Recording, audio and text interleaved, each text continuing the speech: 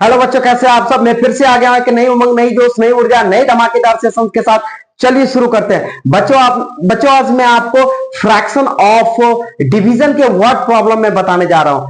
मैं मानता हूं कि अभी कुछ दिन पहले मैं फ्रैक्शन ऑफ मल्टीप्लीकेशन के वर्ड प्रॉब्लम के वीडियो को मैं अपलोड किया हूं। उससे पहले कई सारे वीडियोस को फ्रैक्शन का मैं अपलोड कर चुका हूं।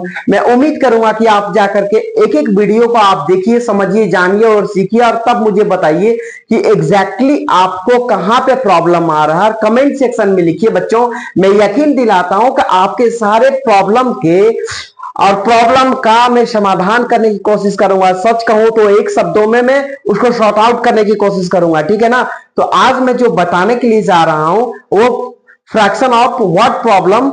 दैट मीन्स क्या है कि डिवीजन के वर्ड प्रॉब्लम है, तो वो आप सीखिएगा। मैं ये नहीं कहता हूं कि ये मेरा वीडियो आखिरी वीडियो होगा, इसके बाद आपको बहुत कुछ नहीं सीखने का जरूरत है। आप एकदम सीख जाइएगा, fraction of word problem, division के सीख जाइएगा। नहीं बच्चों, लेकिन हाँ, मैं ये बता दूंगा कि बेसिक कॉन्सेप्ट बता दूंगा, क्वेश्चन बनाने के अप्रोच सिखा दूंगा कि किस तरीके से फ्रैक्शन के, अगर डिवीजन के वर्ड प्रॉब्लम आएगा तो किस तरीके से आप सोचिएगा, किस तरीके से उसको सॉल्व कीजिएगा क्वेश्चन को, ये मैं बता दूंगा आज के वीडियो से। तो उम्मीद करूंगा कि अगले 10 से 15 मिनट मेरे साथ आप बने रहिएगा, सीखिएगा, जानिएगा और आगे बढ़िएगा एक एक स्टेप मेरे साथ, मैथमेटिक्स बेसिक कॉन्सेप्ट के साथ। तो मैं उम्मीद करूंगा कि आप मेरा इसी तरह से सपोर्ट करते रहिएगा और मुझे अप्रिशिएट, और साथ ही साथ आप मेरा उत्साहवर्धन करते रहिएगा बच्चों, ठीक है ना। तो चलिए बिना इधर उधर की बात किए सीधे मैं क्वेश्चंस पे आता हूं। और क्वेश्चन क्या है कि जैसे मैं क्लास स्टार्ट करने से पहले मैं क्वेश्चंस को लिख देता हूं ताकि मैक्सिमम से मैक्सिमम टाइम को मैं बताने में यूटिलाइज कर सकूं, ठीक है। तो चलिए क्वेश्चन पढ़ते हैं और क्वेश्चन समझाते हैं। नहीं तो कहिएगा मास्टर खाली बकैती कर रहा है, ठीक है ना। और एक चीज याद रखिएगा आप लोग कि मैं वीडियो में पहले ही चर्चा कर चुका हूं कि मेरा जो है माइक का क्वालिटी बहुत अच्छा नहीं है, और वीडियो का क्वालिटी तो अच्छा जाएगा लेकिन ऑडियो का क्वालिटी आपको अच्छा नहीं जाएगा। उसका रीजन है सिर्फ और सिर्फ माइक। मैं इस माइक से फुल्ली सेटिस्फाई नहीं हूं, क्योंकि मेरे पास जो पहले बोया का माइक था वो पता नहीं किस तरीके से खराब हुआ, मुझे नहीं पता। लेकिन मैं जो अभी माइक लेके आया हूं ये नॉर्मल से 400-500 का माइक है, पर मैं जल्द से जल्द एक और नया माइक में खरीदने जा रहा हूं और मैं उस माइक से पढ़ाऊंगा और ऑडियो क्वालिटी आपको बेस्ट से बेस्ट देने का कोशिश करूंगा, ताकि आप तक जो वीडियो जाए वो ऑडियो क्वालिटी के साथ साथ वीडियो क्वालिटी दोनों अच्छा जाए। और मैं इसका भरपूर ध्यान रखूंगा, क्योंकि मैं अगर पढ़ाता हूं तो मैं समझाता हूं अच्छा से, तो मेरा समझाने का क्या फायदा अगर आपके पास ऑडियो क्वालिटी जबरदस्त तरीके से ना पहुंचे, आप मेरे पढ़ाए हुए चीजों को कानों तक सुन ही ना सके, तो फिर क्या फायदा हो गया। तो सब बेकार हो गया। तो इसलिए मैं आपको वो चीज में जल्द से जल्द प्रोवाइड करवाने जा रहा हूं। क्वेश्चन पे आइए, नहीं तो वीडियो लंबा हो जाएगा। देखिए, cost of 15 bicycle is RS 63,645, ठीक है। Find the cost of 1 bicycle. अब सीधी सी बात है कि मैं क्वेश्चन को पढ़ चुका हूं, फिर से मैं क्वेश्चन को cost of 15 bicycle is RS 63,645, find the cost of 1 bicycle. यहां पे बोलता है कि 15 बाइसिकल मतलब 15 बाइसिकल का जो कॉस्ट है वो 63,645 है। मतलब 15 बाइसिकल का जो दाम है वो दाम है 63,645 रुपया, ठीक है। शुद्ध हिंदी में कहें तो 15 साइकिल का दाम 63,645 रुपया है, ठीक है। अब आगे देखिए, फाइंड द कॉस्ट ऑफ, बोलता है कि एक साइकिल का दाम कितना होगा, एक साइकिल का दाम कितना होगा, ठीक है। तो ये हमको सॉल्व करना है, ये हम लोगों को सॉल्व करना है, जो कि मैं आपको सॉल्व करवाने जा रहा हूं। लेकिन उससे पहले मैं इसको हमेशा की तरह इस लिखे हुए क्वेश्चन को मैं मिटाऊंगा, तो फिर मैं बताऊंगा। चले बच्चों, अब मैं आपको समझाने जा रहा हूं। मैं उम्मीद करूंगा कि आप अच्छे से समझिएगा और इसको एकदम जड़ समेत समस्या को खत्म कर दीजिएगा, ठीक है। चलिए लिखिए, कॉस्ट ऑफ 15 बाइसिकल बराबर 63,645 RS। RS पहले भी लिख सकते हैं, ठीक है ना, इतना RS हो गया। ठीक है, अब देखिए cost of one bicycle, bicycle 63,645 divide by 15। ठीक है बच्चों, देखिए हम लिखे क्या है, cost of 15 bicycle equals to 63,645। ठीक है, cost of one bicycle equals to 63,645 divide by 15। अब आपको थोड़ा सा डिवाइड करने के लिए एकदम बच्चों की तरह सिखा रहे हैं, डिवाइड सीखिए। ठीक है, तो डिवाइड से आप जान जाइएगा। देखिए यहां पर 15 है और ये आपका 63,645 है। ठीक है, मैं इसको बनाने के बाद मिटा दूंगा। तो याद रखिए बच्चों, ये आपका क्या है, डिविडेंड है। सबसे बड़ा डिवाइड में जो होता है वो डिविडेंड होता है। ये आपका डिवाइजर हो गया, ये आपका कोशेंट हो गया, ये आपका रिमाइंडर हो गया। याद रखिएगा फिर से, ये आपका डिविडेंड हो गया, सबसे बड़ा पार्ट जो होता है वो डिविडेंड होता है। ये आपका डिवाइजर है, ये आपका कोशेंट का पार्ट है, ये आपका रिमाइंडर का पार्ट है। मैं उम्मीद करता हूं आप लोग समझे होंगे, मैं लिख दूंगा आपको। ठीक है, चलिए 15 4 जा 60, 3 6 में 6 गया 0, फिर यहां पे लिखिए 6। 15 2 जा 30, ये 6 हो गया, ये 0। अब यहां पर 4, 15 4 जा 60, ये 4 हो गया, ये 0। यहां जगह का कमी है बच्चों, यहां पे ये 5 लिख दीजिए, यहां पे जगह कर दीजिए 45, यहां पे लिख दीजिए। देखिए ये मिटा करके ना, यहां इसका 4, इसका 4 हम यहां पे लिख दे रहे हैं। ठीक है, और 15 3 जा 45 बच्चों, ये 0, ये 0। ठीक है, तो ये आपका हो गया, डिवाइड हो गया। तो क्या हो जाएगा बच्चों, आपका वन साइकिल का कॉस्ट कितना हो जाएगा, 4,243 RS आंसर। मैं उम्मीद करता हूं कि आप लोग को समझ में आया होगा। मैं इसको मिटा दे रहा हूं डिवाइड को फिर से। क्या है कि cost of 15 bicycle equals to 63,645, cost of one bicycle equals to 63,645 divided by 15। तो 15 63,645 को डिवाइड किया 15 से तो 4,243 आया। एक साइकिल का दाम 4,243 आया। तो 15 साइकिल का दाम, तो इससे मल्टीप्लाई कीजिएगा तो ये नंबर आ जाएगा 63,645। मतलब कहने का ये है कि 4,243 से मल्टीप्लाई 15 को कीजिएगा तो ये जो नंबर है आपका 63,645 आ जाएगा। ठीक है ना, अब डिवाइड को हम नहीं समझाएं डिटेल में, अब डिवाइड तो आप लोग जानते होंगे। अगर बोलिएगा तो फिर कभी डिवाइड बता देंगे कि डिवाइड को कैसे बताना, कैसे सिखाना। ठीक है, तो ये आपका पहला क्वेश्चन खत्म हो गया। ठीक है, चलिए अब अगला क्वेश्चन की तरफ बढ़ते हैं।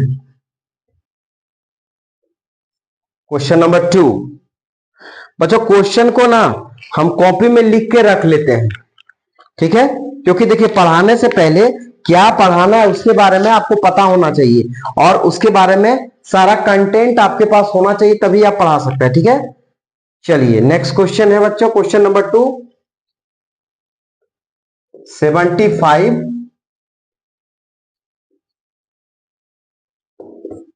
वाटर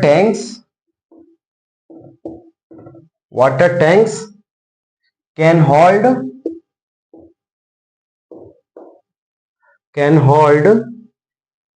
735 liters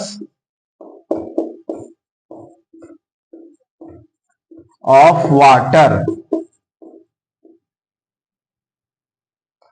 फाइंड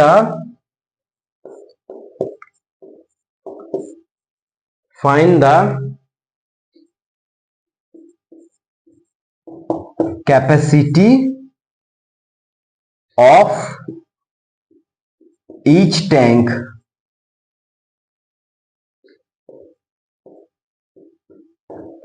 ठीक है बच्चों, देखिए क्वेश्चन ये है कि 75 वाटर टैंक, 75 वाटर का मतलब पानी का टंकी है, 75 है मतलब 75 पानी का टंकी है, कैन होल्ड 78,735।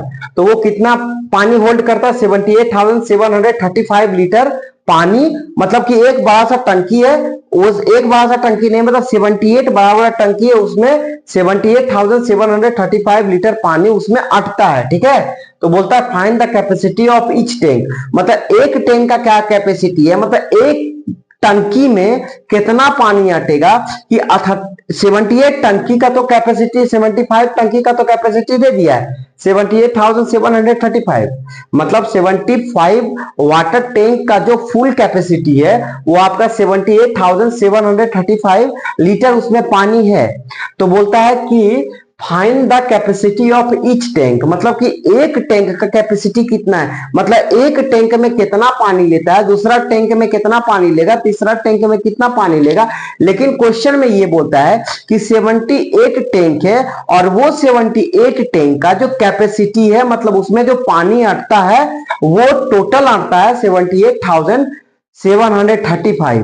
तो एक टैंक में कितना पानी अटेगा, यही निकालना है बच्चों। तो चलिए हम आपको एकदम बारीकी से बताते हैं, लेकिन उससे पहले इसको मिटा देते हैं और इसके डेटा को यहां लिख लेते हैं 75 और 78,735। ठीक है, क्या लिखे बच्चों? नंबर ऑफ वाटर टैंक्स बराबर 75। ठीक है, टोटल 7 टैंक्स कितना है? 75। अब लिखिए यहां पे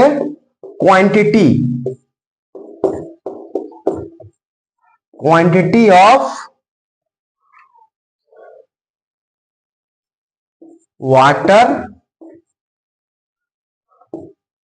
स्टोर्ड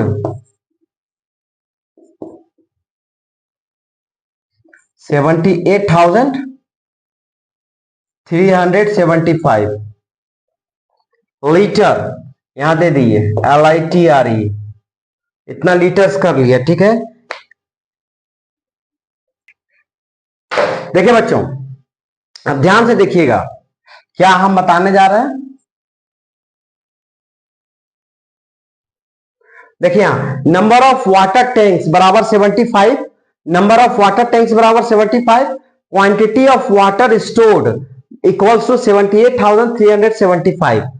अब क्या बोलता है? कैपेसिटी ऑफ वन टैंक, तो एक टैंक में कितना वाटर अटेगा, मतलब कितना पानी होगा एक टैंक में। क्वेश्चन में पहले भी समझाया और अभी भी हम आपको समझा रहे हैं। 78,375 को एक टैंक में कितना पानी अट रहा है, उस टैंक के पानी के क्वांटिटी को निकालने के लिए आपको क्या करना पड़ेगा? डिवाइड करना पड़ेगा 75 से। तो कीजिए यहां पे 75 से, देखिए यहां पे 75 से डिवाइड कीजिए कितना को? 78,375। ठीक है बच्चों, तो देखिए यहां पे ये 78 है। ठीक है, तो घबराइएगा नहीं, 75 1 जा 75 हो गया, 8 में 5 गया 3 और 7 में 7 गया 0। अब देखिए यहां पर है ना 7 आ गया यहाँ पे। अब 75 से 37 में डिवाइड नहीं लेगा क्योंकि यहाँ पे 75 ज्यादा है 37 कम है, इसलिए यहाँ पे 0 लिखिए आप।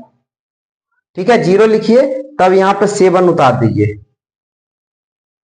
78,375। हाँ ठीक है, तब यहाँ पे आप क्या करिए? ये 3 उतार दीजिए, 3 उतार दीजिए। ठीक है, ये 3 उतार दीजिए, ये तो 3 उतरेगा ही एक बार में, एक संख्या में डिवाइड में एक बार में एक संख्या उतरता है। अब ये 7 उतारिए, दो संख्या एक साथ उतारने के लिए एक 0 यहाँ पे लिखेंगे। तो 75 का टेबल कितना बार पढ़ेंगे? तो 75 का टेबल 4 टाइम्स पढ़ेंगे ना तो 300 हो जाएगा, और है ना 4 बार पढ़ेंगे 75 का टेबल 4 टाइम्स पढ़ेंगे तो 300 होगा, 5 बार पढ़ेंगे तो ज्यादा हो जाएगा यानी 375 हो जाएगा। तो देखिए यहाँ पे 7 में 0 सब्ट्रैक्ट हुआ तो 7 हो गया, 3 में 0 सब्ट्रैक्ट हुआ 3 और 3 में 3 गया 0। अब यहाँ पे 5 यहाँ जो बच गया यहाँ पे लिख दीजिए। तो 75 5 जा कितना होता है, 75 को मल्टीप्लाई कीजिए 5 से, 5 5 जा 25, 2 5 7 जा 35 बाय 2 37, तो 675। तो ये 5 टाइम्स में, तो देखिए यहाँ पर 0 हो गया 0 हो गया 0 हो गया। तो ये क्या हो जाएगा बच्चों, एक चीज याद रखिएगा कि इसका जो आंसर हो जाएगा, यानी एक टैंक में कितना पानी अटेगा, कितना पानी उस टैंक में पानी का क्षमता होगा, या पानी का कितना क्वांटिटी, कितना लीटर उस एक टंकी में अटेगा, तो वो देख लीजिए आप, अट जाएगा 1445 लीटर एंड लीटर आंसर। ठीक है, फिर एक शब्दों में कहा जाए, फिर एक कहा जाए, समझाया जाए आपको, तो एक मतलब टोटल जो टंकी है वो 75 है, और उस 75 में टंकी में जो पानी का फुल क्वांटिटी है वो आपका 78,375 लीटर है। तो बोलता है क्वेश्चन से कि पता कीजिए कि एक टंकी में कितना पानी का क्वांटिटी है, कितना लीटर पानी एक टंकी में अटता है, कितना लीटर पानी एक टंकी में अटता है। यही क्वेश्चन को सॉल्व करना है। तो हम क्या किए, टोटल क्वांटिटी जो था यानी कि 78,375 जो था, इतना लीटर को 75 से डिवाइड कर दिए, तो आ गया 1045 लीटर आ गया। तो एक टंकी में जो टोटल पानी था वो 1045 लीटर है। सिंपल सा, समझ में आ गया। ठीक है, अब एक बार और समझा देते हैं। नंबर ऑफ वाटर टैंक्स बराबर 75, टोटल जो टैंक है वो 75 है। क्वांटिटी ऑफ वाटर स्टोर्ड, उसमें कितना पानी स्टोर है, तो 78,375 लीटर। तो बोलता है कि कैपेसिटी ऑफ वन टैंक, एक टंकी में कितना पानी हटेगा, तो 78,375 को डिवाइड कर दिए 75 से, तो 1045 लीटर हो गया। आंसर हो गया बच्चों। तो मुझे उम्मीद है बच्चों कि ये वीडियो, ये क्लास आपको बहुत अच्छे समझ में आया होगा। फ्रैक्शन ऑफ डिवीजन के वर्ड प्रॉब्लम के क्वेश्चन बहुत अच्छा से समझ में आया होगा। अब मैं मानता हूं कि आप अच्छे से अप्रोच ले पाइएगा, क्वेश्चन को बना पाइएगा। इसी के साथ मैं अपने आप को स्टॉप करता हूं, अपने आप को यहीं पे रोकता हूं बच्चों। तो मैं उम्मीद करता हूं कि आप मेरे वीडियो को अगर पसंद आए तो लाइक कीजिएगा, सब्सक्राइब कीजिएगा और शेयर कीजिएगा। पसंद क्यों नहीं आएगा, इतना अच्छा से समझाते हैं आपको, है ना। तो लाइक शेयर सब्सक्राइब दबा के कीजिएगा, ताकि मुझे भी मोटिवेट मिले, मुझे भी एनर्जी मिले, ताकि मैं दुगनी शक्ति से अगले वीडियो आप सबके लिए बनाऊं। और अब यहीं से मैं फ्रैक्शन का दाइंड करने जा रहा हूं। बहुत सारा वीडियो मैं बना चुका हूं फ्रैक्शन पर, 14-15 वीडियो है। एक एक वीडियो को जाइएगा, फीडबैक में कमेंट सेक्शन में लिखिएगा कि हाँ सर आपने अच्छा बताया, आपने खराब बताया, कहां काम करने का जरूरत है। तो you will tell me each and everything, I will consider your every advice, each advice. So no need to worry that I will do this whatever I am telling you. Okay? So बच्चों, अब मैं यहीं से अपने आप को finish करता हूं। थैंक यू, जय हिंद।